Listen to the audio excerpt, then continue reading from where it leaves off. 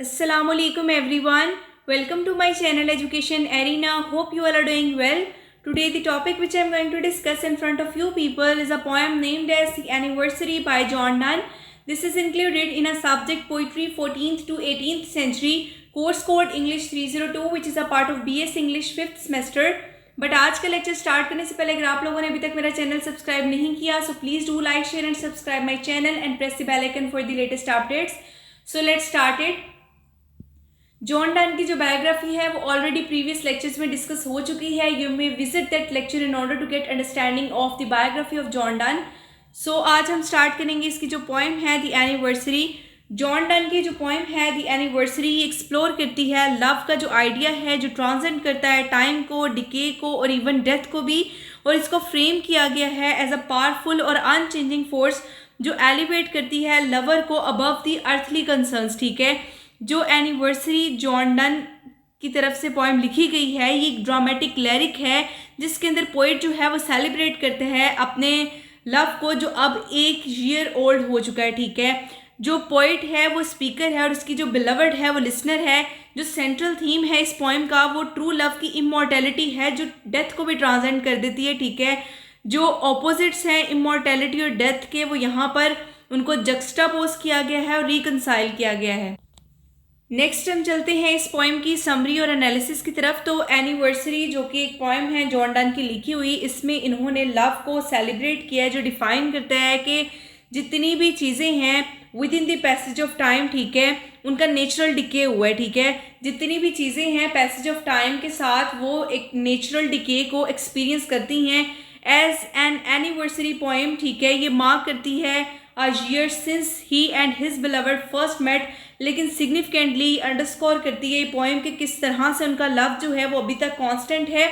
ठीक है, unlike everything else in the world, यानी कि दुनिया में जितनी भी चीज़ें हैं उनका डिके हो गया है with in the passage of time. ठीक है, लेकिन उनका प्यार जो है वो अभी भी वैसा ही है जैसा स्टार्टिंग में था. ठीक है, सो फर्स्ट स्टैंजा की तरफ चलते हैं.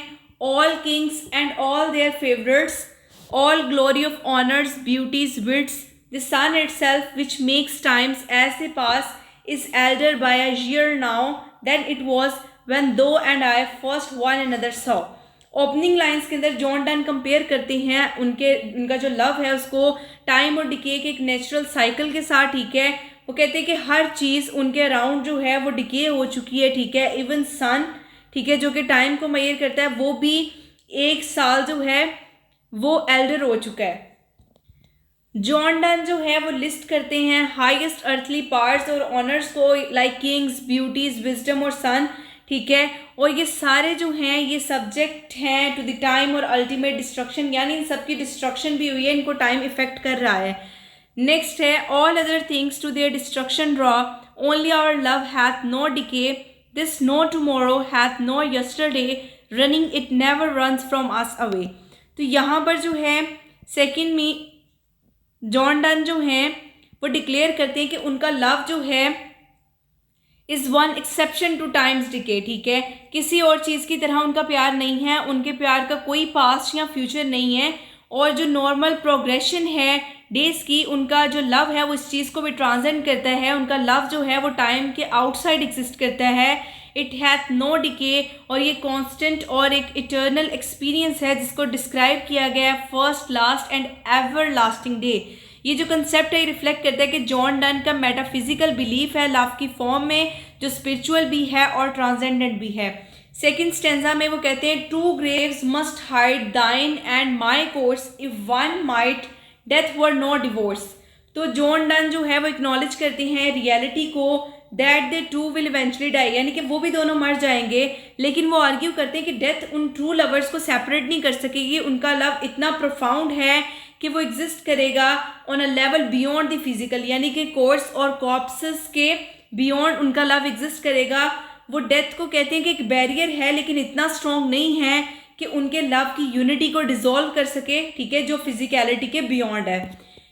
नेक्स्ट क्या है, but souls where nothing dwells but love, all other thoughts being inmates, then shall prove this or a love increase there above, when bodies to their graves, souls from their graves remove.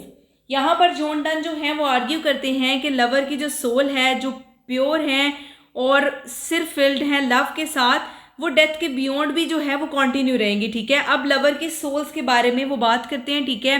वो कहते हैं earthly जो separation है वो इस union के लिए irrelevant है। उनका लव जो है वो अनकरप्टेड रहेगा आफ्टर लाइफ में भी, और जहाँ पर उनकी सोल्स जो हैं वो एक्सपीरियंस करेंगी एक greater connection than possible on the earth, ठीक है। ये स्टेंजा शो केस करता है कि जॉन डन का बिलीफ है कि इंड्योरिंग और स्पिरिचुअल लव में जो टाइम और डेथ दोनों को ट्रांसेंड करता है।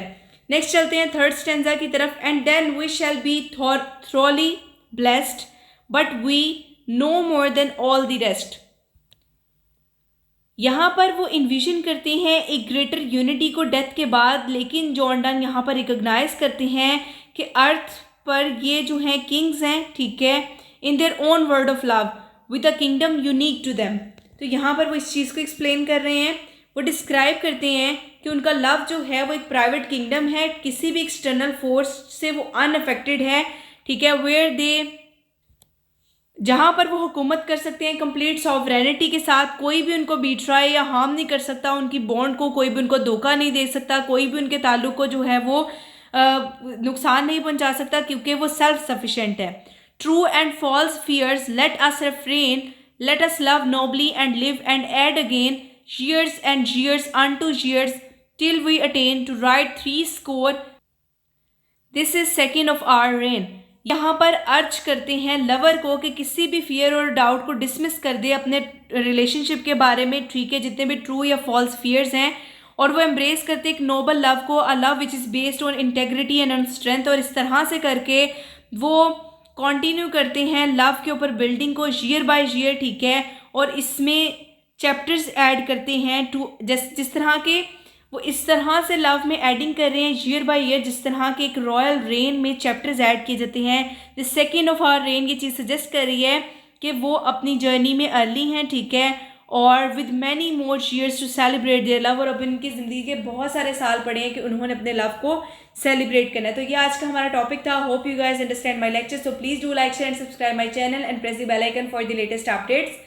Inshallah in future I'll try to make more informative videos for you people. Thank you very much.